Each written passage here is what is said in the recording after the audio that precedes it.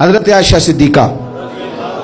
رضی اللہ تعالیٰ عنہ فرماتی ہیں ایک عورت تھی اور اسے نبی پاک صلی اللہ تعالیٰ علیہ وسلم نے وہ کلمہ پڑھ کے مسلمان ہوئی، مدینہ طیبہ آ گئی تو حضور نے مسجد نبوی شریف میں اس کے لیے مکان،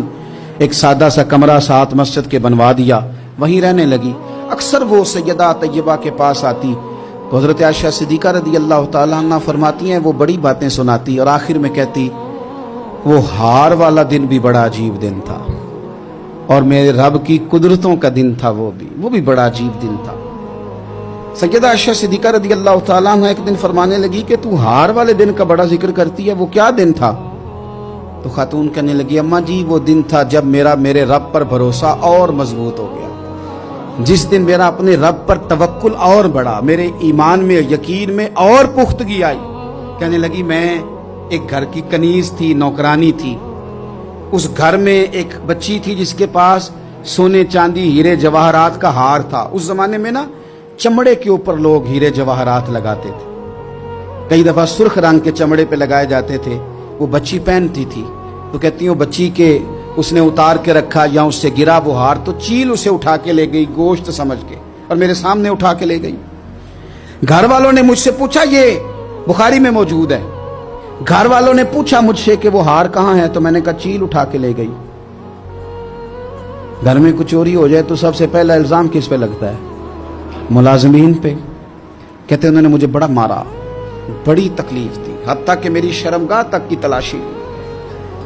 میری عزت اتنی خراب کی میں بتا نہیں سکتی۔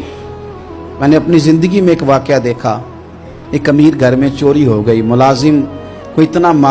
مارا کہ وہ چارپائی پہ پڑ گیا، پولیس والوں سے اتنی مار پروائی گئی کہ وہ بیچارہ چارپائی پہ پڑ گیا اور پھر وہ اتنا بیمار ہوا اور کچھ دنوں کے بعد پتہ چل گیا کہ چور تو اپنا بیٹا ہے ان کا، پھر اس کا انتقال ہو گیا۔ اب وہ سیٹھ صاحب اور گھر والے آ کے مرنے والے کے کان میں معافیاں مانگ رہے ہیں، کان میں۔ تو میں نے ان سے پھر کہا تھا کہ یہ تو اب چلا گیا ہے، تمہارا زور چلتا تھا نا تو تم نے قانون خریدا اور تم نے اسے جتنا ہو سکا تم نے اسے مار پڑوائی، تمہارے پاس جو عدالتیں تھی تم نے وہاں کاروائی کی، اب ایک عدالت قیامت کے دن لگے گی۔ یہ کمزور تھا نا، کچھ کر نہیں سکا۔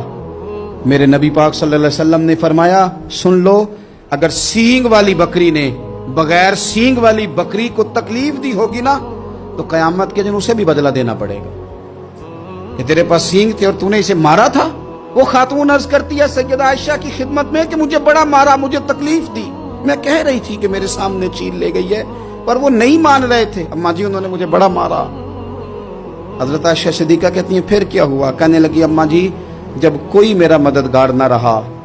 مجھے تکلیف دے رہے تھے، رسوا کر رہے تھے، تو میں نے اپنے رب سے مدد چاہی، میرے رب کی طرف میں نے توجہ کی، میں نے کہا مالک اب تو ہی میرا مددگار ہے۔